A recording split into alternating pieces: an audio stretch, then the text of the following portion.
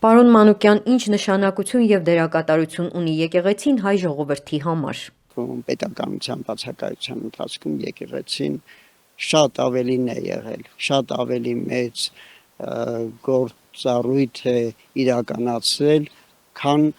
հոգեբժշկական միայն իր առաքելությունը եւ շարունակում է։ Ինչպես եք վերաբերվում եկեղեցու հանդեպ իշխանությունների հալածական վերաբերմունքին ու հարձակումներին։ Ամոթ խայտառակություն, շատ դատապարտելի վերաբերմունք է եկեղեցու նկատմամբ, շատ դատապարտելի։ Ինչպես կարելի է սեփական եկեղեցու նկատմամբ, սեփական օծյալ հոգևորականների նկատմամբ նման վերաբերմունք դրսևորել։ Շատ ամոթալի խայտառակություն է եւ մեր ամբողջ ազգի համար է դա։ Եթե որևէ մեկը կարծում է, թե ֆիզիկապես ճնշելով, հալածանքներով կարող է եկեղեցուն հաղթահարել, ինքը ուղղակի մոլորության մեջ է, դա հնարավոր չի ուղղակի։ Կարող են քանդել, կարող են ջարդել, կարող են սպանել, ամեն ինչ կարող են անել, ոնց որ արել են, բայց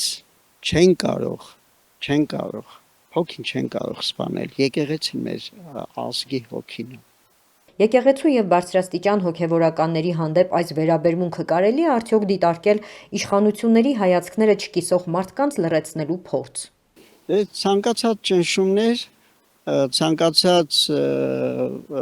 ռեպրեսիվ գործողություններ վախկոտների համար արդեն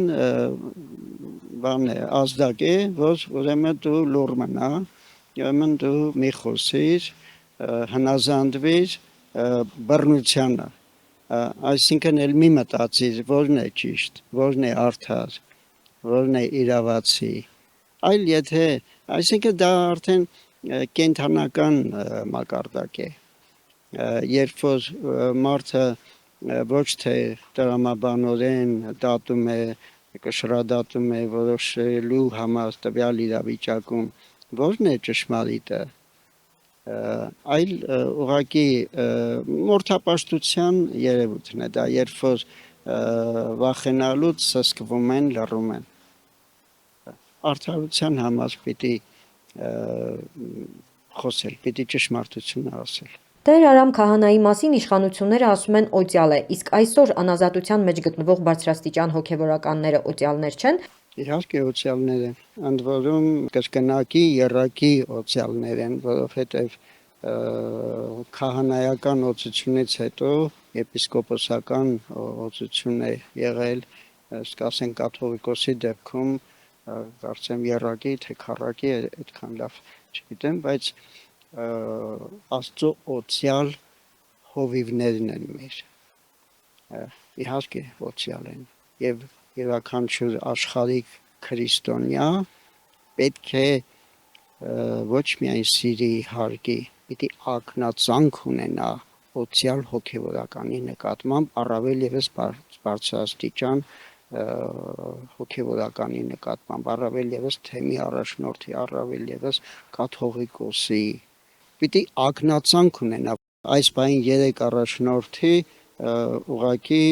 ազատությունից զրկված պայմաններում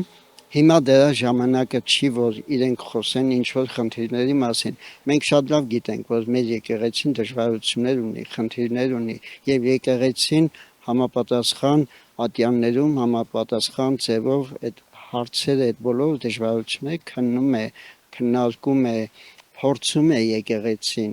իր խնդիրները հաղթահարել, բայց նման դեպքերում իմ կարծիքով ուղղակի ջուր է լցվում չարի ջրաղացին նման ձևերով բազմաթիվ այլ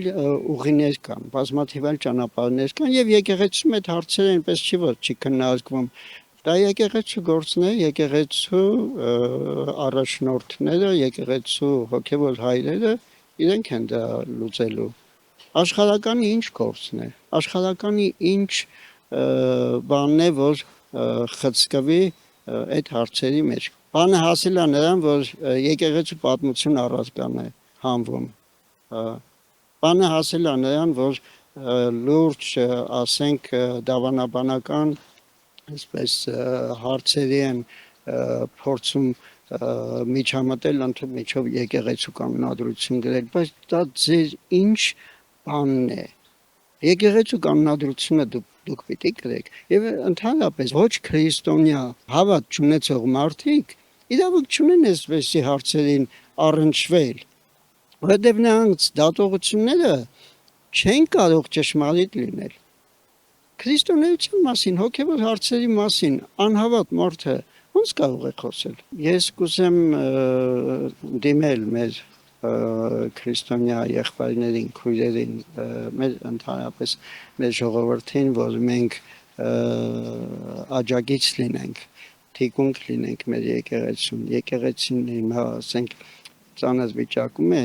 եւ պիտի աջակցել, պիտի թիկունք լինել առավել եւս քան սովորական պայմաններում։